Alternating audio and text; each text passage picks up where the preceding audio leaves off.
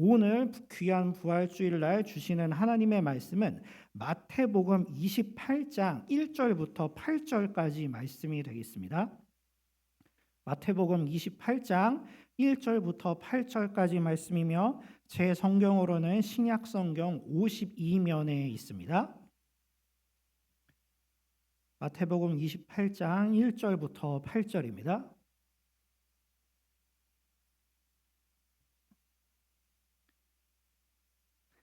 자, 그러면 다 찾으신 줄로 믿고 교독을 하도록 하겠습니다. 저 먼저 1절 읽도록 하겠습니다. 안식일이 다 지나고 안식 후 첫날이 되려는 새벽에 막달라 마리아와 다른 마리아가 무덤을 보려고 갔더니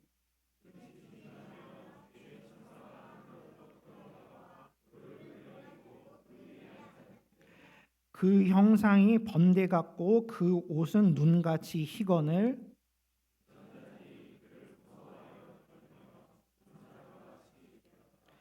천사가 여자들에게 말하여 이르되 너희는 무서워하지 말라. 십자가에 못 박히신 예수를 너희가 찾는 줄을 내가 아노라.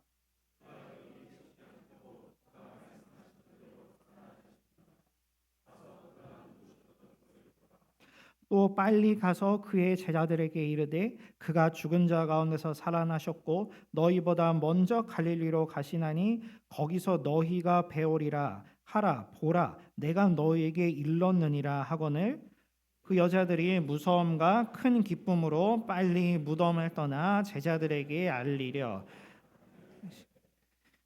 아멘. 이 시간에는 담임 목사님께서 나오셔서 주님 살아 계심으로라는 제목으로 말씀 전하실 때 큰 은혜 받으시길 바랍니다.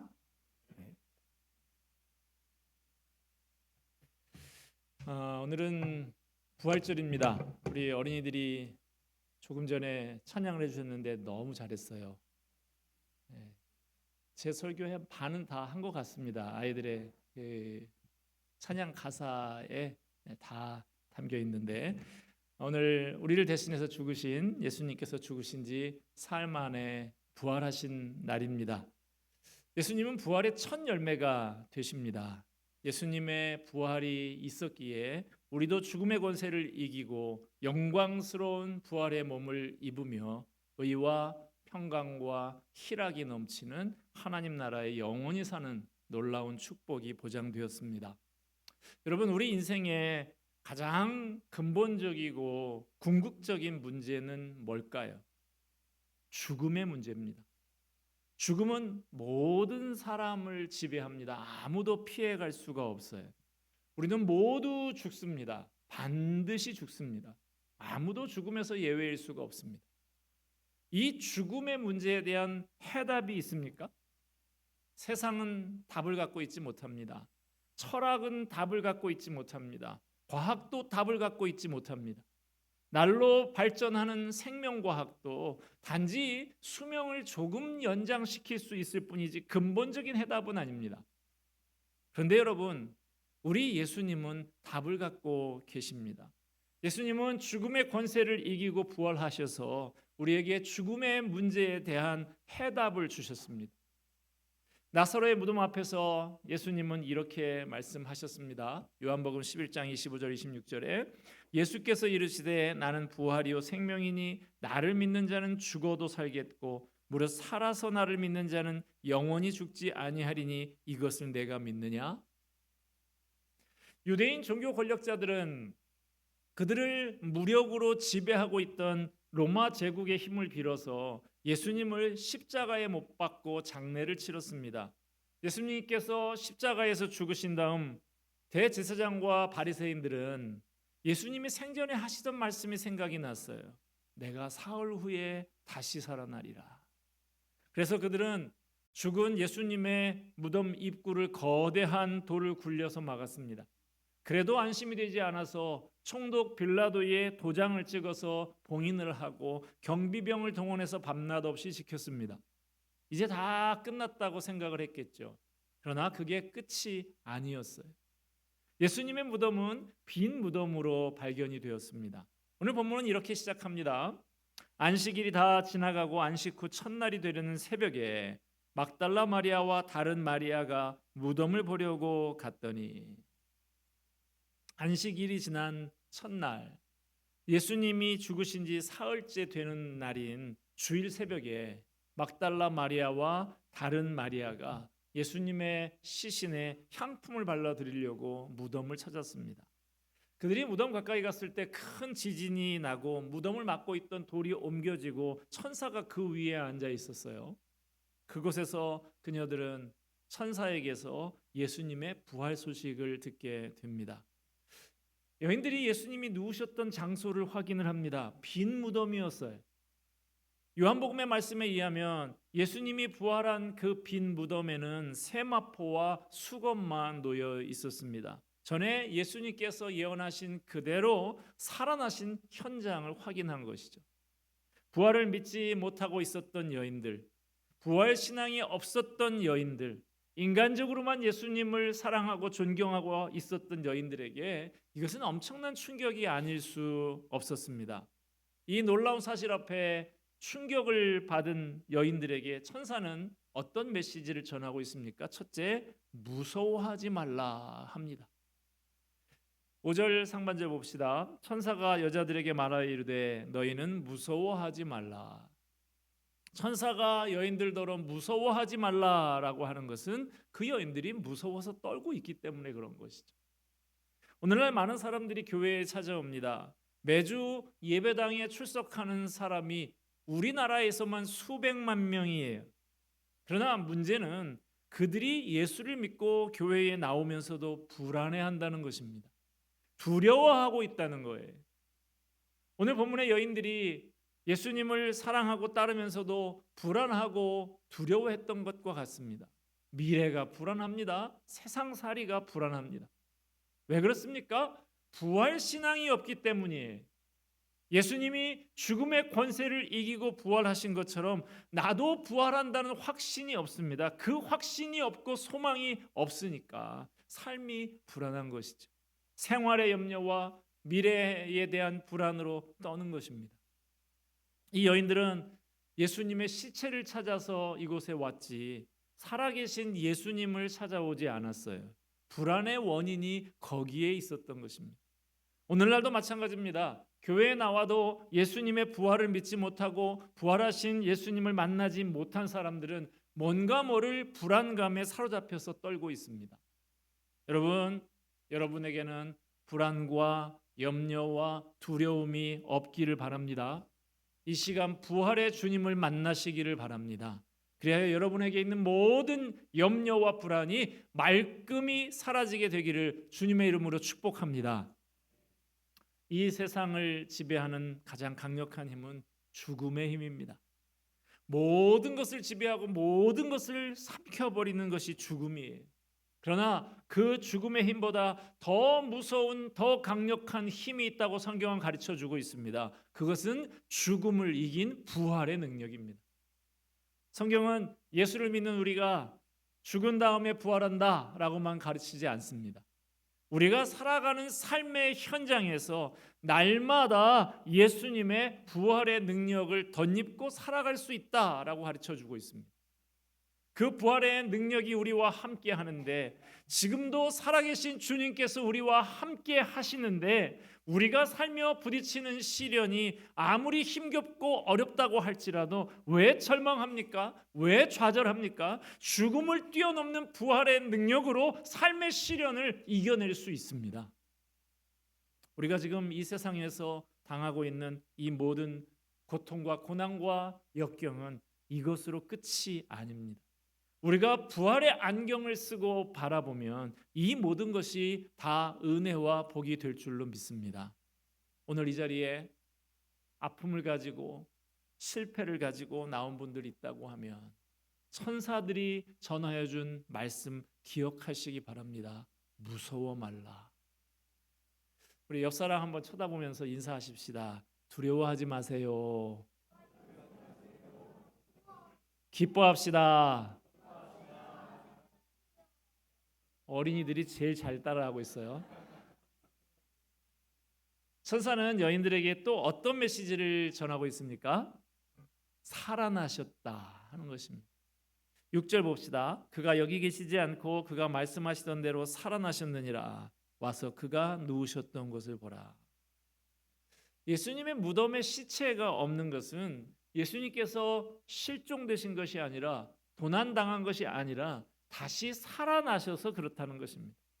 오늘 본문에 살아나셨다라고 하는 말의 의미는 2000년 당시에만 살아나셨다는 뜻이 아니라 지금 이 순간에도 살아 계신다는 뜻입니다. 주님이 지금 여기 살아 계셔서 나와 함께 계시고 내가 가진 모든 문제를 다 아시고 내가 힘겨워하는 그 문제를 다 풀어내실 수 있다는 말씀이에요. 문제에 가로막혀서 주저앉아 있는 안진뱅이와 같은 인생이 아니라 문제를 뛰어넘고 문제를 돌파하고 그 문제로 인해서 하나님의 영광을 나타나는 사람이 될 수 있도록 힘과 지혜와 능력을 주신다는 말씀입니다. 이것이 주님이 살아나셨다라는 뜻이에요. 여러분, 그냥 교회에 나온다고 신앙이 아닙니다. 날 위해서 십자가를 지신 주님 앞에 무릎을 꿇어야 하고 부활하신 예수님을 만나야 합니다. 살아계신 주님을 내 삶 속에서 경험하게 될 때 비로소 내 삶이 결정적으로 변하게 됩니다. 유감스럽게도 많은 사람들이 교회만 오고 있을 뿐이지 부활의 주님을 경험하지 못하고 있습니다. 교회에서 봉사하고 헌금도 하고 찬송도 부르지만 부활하신 예수님을 만나지 못한 사람들이 많아요. 그러니 그 삶의 변화가 없습니다. 교회에 왜 나오냐고 물어보면 제일 많이 나오는 대답이 마음의 평안을 얻기 위해서 나온다고 합니다. 그러나 교회 안에서는 예배 시간에는 잠시 마음의 평안을 누리지만 교회 밖으로 나가면 다시 염려하고 슬퍼하고 분노하고 의심하는 상태로 돌아가는 경우가 많아요. 결정적인 순간이 되면 무너지고 마는 것입니다. 오늘 본문의 여인들은 예수님의 시체를 찾아왔지만 예수님의 부활에는 관심이 없었어요. 우리도 신앙생활하면서 예수님의 시체만 붙들고 있을 수 있습니다. 그러면 우리의 삶에 아무런 능력도 나타나지를 않습니다. 예배의 본질은 살아계신 하나님의 임재를 경험하는 것입니다. 지금도 살아계셔서 내게 다가오시는 하나님의 임재를 경험하는 저와 여러분이 되기를 주님의 이름으로 부탁을 드립니다. 그 살아계신 주님과 함께 이 자리를 떠나갈 때 그 사람은 세상을 이길 수 있는 하나님의 사람이 됩니다. 이 세상의 모든 압력과 스트레스를 이기고 당당하게 넉넉히 세상을 이기면서 살아가는 그리스도인이 될 수가 있습니다. 여러분, 지금도 살아계시고 역사하시는 부활의 주님을 인격적으로 만나시기를 바랍니다. 혼자 집으로 돌아가지 마시고 부활의 주님의 손을 붙들고 함께 가시기 바랍니다. 날마다 주님과 동행하면서 그 능력을 힘입어 힘있게 살아나가시기를 바랍니다. 천사는 여인들에게 또 어떤 메시지를 주고 있습니까? 셋째는 가서 전하라 하는 것입니다. 7절 봅시다. 또 빨리 가서 그의 제자들에게 이르되 그가 죽은 자 가운데서 살아나셨고 너희보다 먼저 갈릴리로 가시나니 거기서 너희가 배우리라 하라. 부활을 경험한 사람에게 천사가 주는 메시지는 가라 하는 것입니다. 저는 아까 아이들이 찬양 부르는데 가라 가라 그래서 깜짝 놀랐어요. 얘들이 내 설교를 다 파악하고 왔는가. 더 이상 무덤에 머물지 말라는 거예요. 자, 이 놀라운 경험을 한 여인들은 어떻게 하고 있습니까? 8절 봅시다. 그 여자들이 무서움과 큰 기쁨으로 빨리 무덤을 떠나 제자들에게 알리려고 다름질할세. 자, 여기 나오는 두 개의 대조적인 단어를 보세요. 무서움과 큰 기쁨으로. 무섭다라는 감정 그리고 기쁘다라는 감정, 정반대의 감정이잖아요. 이들은 예상하지 못한 일을 경험하면서 처음에는 놀라서 무서웠지만 점차 그들의 마음에 큰 기쁨이 차오르게 되었던 것입니다. 바로 이것이 부활하시고 지금도 살아계신 주님을 모시고 사는 우리가 가져야 할 반응입니다. 예수님이 참으로 다시 사셨고 지금도 우리 안에서 살아 역사하신다면 왜 절망합니까?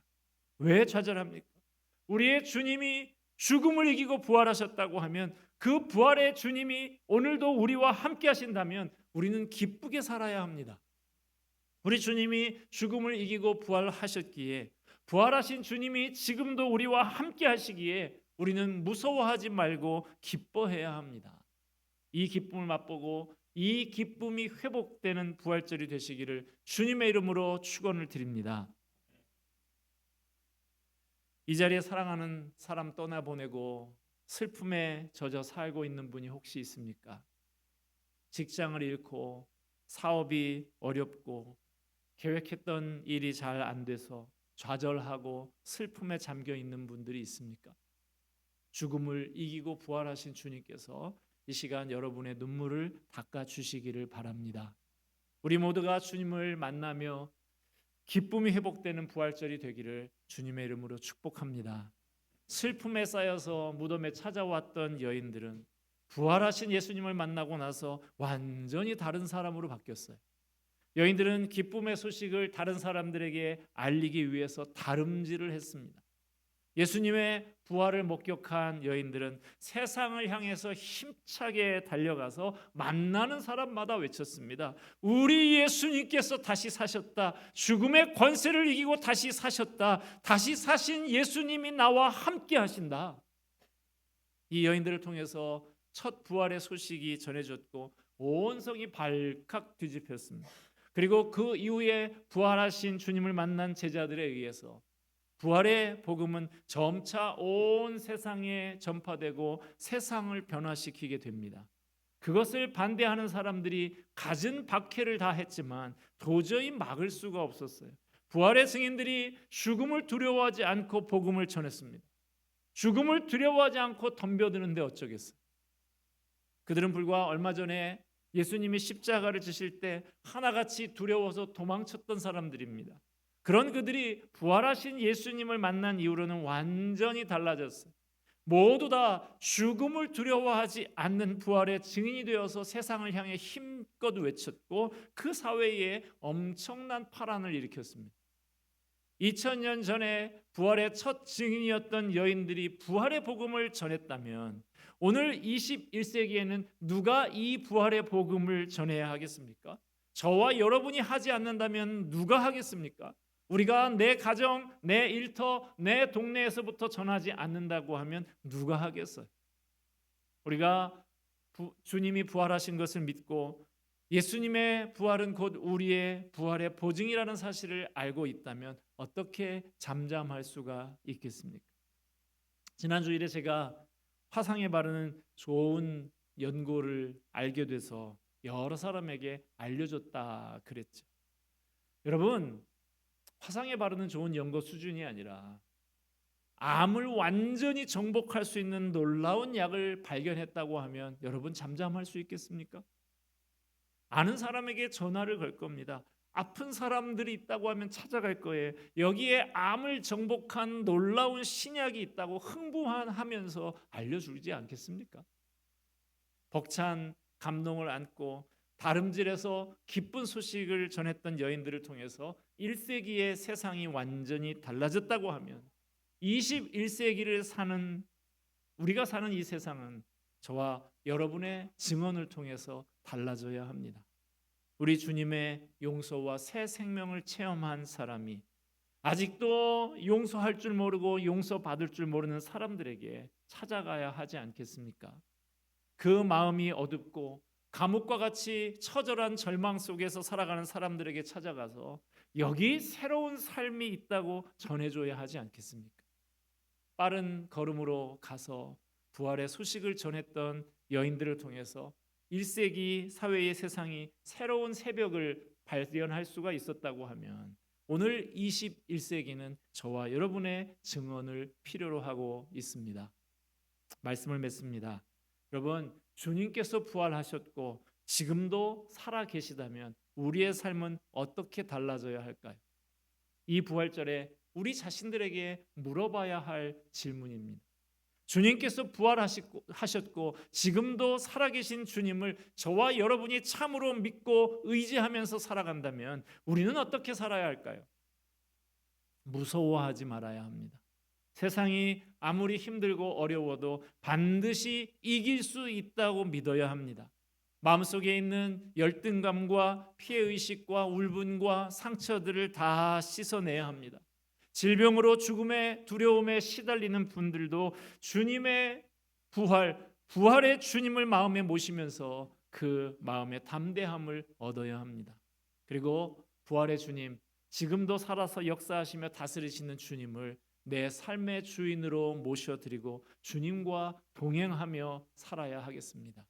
그리고 우리의 삶의 현장, 각 가정과 직장과 캠퍼스에 나아가서 만나는 모든 사람들에게 예수님만이 길이요 진리요 생명이고 우리의 믿음과 소망이시라고 사랑이시라고 전하면서 살아야 하겠습니다.